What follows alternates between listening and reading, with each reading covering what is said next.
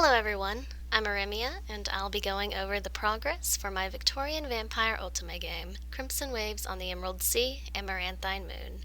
Today we'll be discussing Cecil, one of the love interests and childhood friends for the main character Lucie.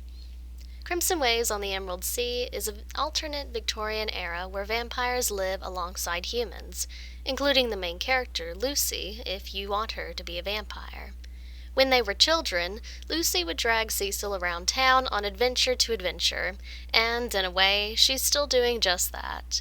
One of the core aspects of childhood love interest is the familiarity between them and the main character, the comfort from knowing someone. Even if the readers have just met the characters, part of the appeal of childhood love interest is the sense that they have known each other for a long time, rather than it being a whirlwind, spur-of-the-moment romance. The intimacy is between a pair of people who have been in a platonic relationship for some time, blossoming into something new.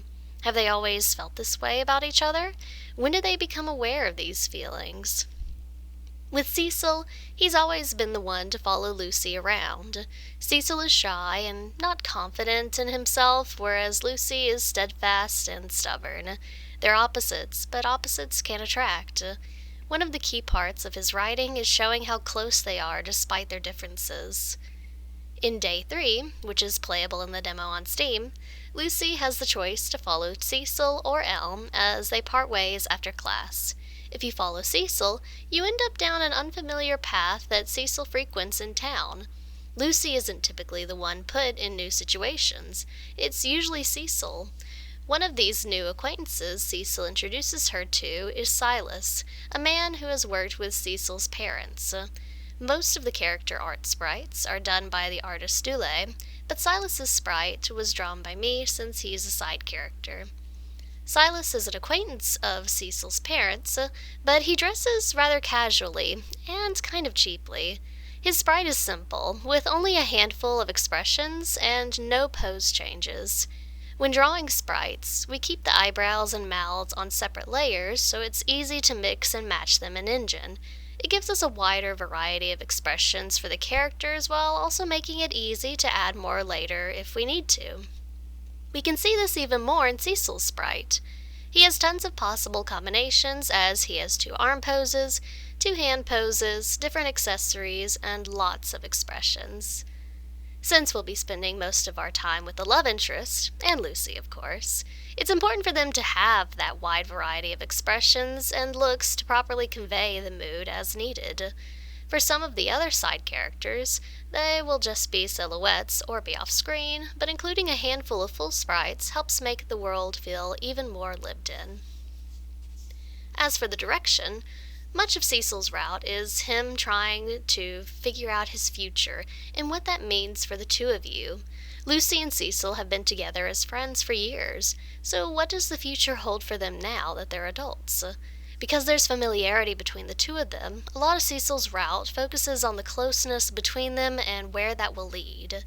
There are several introspective scenes of the two of them trying to figure out where to go from here to make both of them happy. One of the more dramatic scenes of this is when Lucie and Cecil are stuck in the attic in a heavy rainstorm on Day 6. The attic scene is a lot of things. It's dramatic, it's suffocating, and it's tense.